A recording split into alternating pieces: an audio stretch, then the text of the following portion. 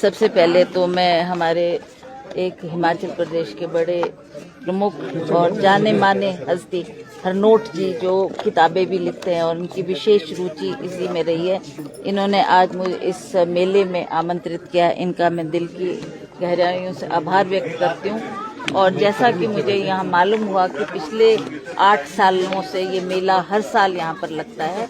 इसकी शुरुआत माननीय वीरभद्र सिंह जी ने 8 साल पूर्व में की थी और वो काफ़ी रुचि लेते थे साहित्य में और प्रकाशन में, और उनके द्वारा बहुत प्रोत्साहन लेखकों को भी मिलता था और जो प्रकाशन करते हैं उनको भी मिलता था। तो उसी कड़ी में ये हर साल ओकार्ड के हमारे सचिन जी आते हैं और हर साल इस मेले का आयोजन करते हैं। इस बार इन्होंने रिज मैदान में इसका जो ये मेला लगाया है उससे बहुत से हमारे टूरिस्टों ने भी फायदा उठाया।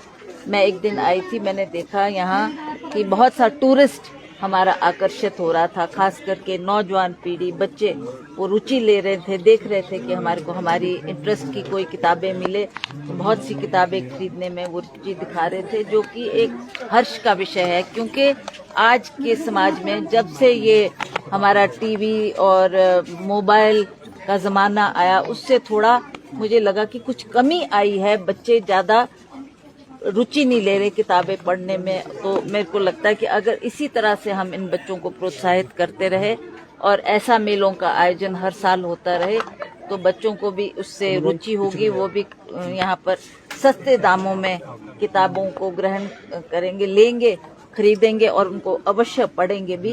तो मैं इनका फिर से बहुत बहुत आभार व्यक्त करती हूँ कि जो हमारे ओकार्ड के द्वारा यहाँ पर मेले का आयोजन हुआ है। हमारे जो इन किताबों को छापते हैं वो लोगों को भी बहुत प्रोत्साहन मिलता है, उनको भी मौका मिलता है कि हम अच्छी अच्छी किताबें जो जिसमें हमारा इतिहास है, हमारा साहित्य है, हमारे बहुत कुछ हमारे कल्चर को दर्शाता है, उनको वो लिखने में और उसका प्रकाशन करने में उनको भी बल मिलता है। तो मुझे खुशी है कि आज हम युवा पीढ़ी के लिए एक बहुत अच्छा कार्यक्रम कर रहे हैं हर साल। इसके लिए खास करके ओकार्ड का मैं बहुत बहुत धन्यवाद करती हूँ कि इन्होंने हमारे युवा पीढ़ी को आगे बढ़ाने के लिए एक बहुत ही सराहनीय कदम हर साल ये उठाते हैं। 3 इलेक्शन हो रहे हैं, किस तरीके से मिलती है कांग्रेस की स्थिति कैसी है? देखेंगे, प्रयास करना हमारा फर्ज है। हम हर क्षेत्र में ये जो 3 हमारे उपचुनाव हो रहे हैं उसमें मैंने जाकर वहाँ पर अनुमान भी लगाया है और लगता है कि आज के हालात को देखते, आज की परिस्थिति को देखते हुए अवश्य, और जिस तरीके से कांग्रेस पार्टी ने जब भी सत्ता में रही जो काम किए हैं वो अस्मरणीय है। लोग अभी भी याद करते हैं कि ये सारा विकास का कार्य कांग्रेस के शासन में हुआ है।